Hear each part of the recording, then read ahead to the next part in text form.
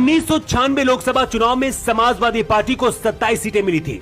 तब अटल बिहारी वाजपेयी की सरकार बनी थी, लेकिन 13 दिन में ही वाजपेयी की सरकार गिर गई। कहते हैं सोनिया गांधी की टेबल पर एक नाम मुलायम सिंह यादव का भी पहुंचा था प्रधानमंत्री बनाने के लिए।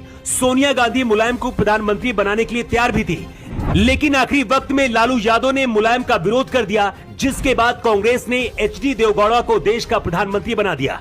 तब मुलायम सिंह बहुत दुखी हुए थे, लेकिन जब रक्षा मंत्री बने तो देश के लिए जो फैसला किया उसके बाद पूरी दुनिया जानकर हिल गई। मुलायम सिंह यादव के रक्षा मंत्री बनने से पहले देश के लिए अलग नियम था।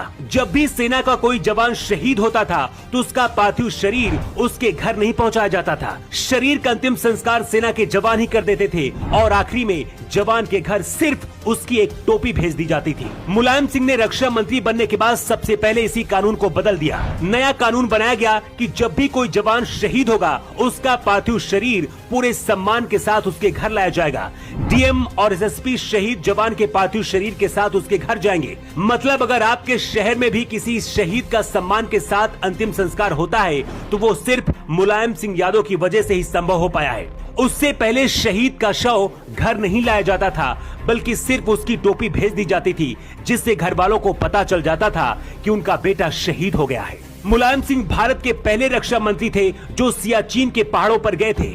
मुलायम पाकिस्तान से ज्यादा चीन पर आक्रामक हुआ करते थे। कहते मुलायम के रक्षा मंत्री रहते हुए 1996 से 98 के बीच भारत की सेना ने चीन की सेना को 4 किलोमीटर तक खदेड़ दिया था।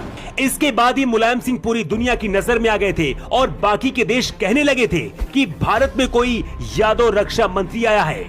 कुछ सरकारी आंकड़ों के मुताबिक जब तक मुलायम सिंह रक्षा मंत्री थे, पाकिस्तान ने एक भी बार भारत में सीज फायर नहीं किया। मुलायम सिंह यादव सिर्फ 2 साल के लिए रक्षा मंत्री बने, लेकिन कई ऐसे बड़े फैसले लिए जो हमेशा याद किए जाएंगे। इनमें से सबसे बड़ा फैसला हर शहीद का शव उनके घर तक पहुंचाना है।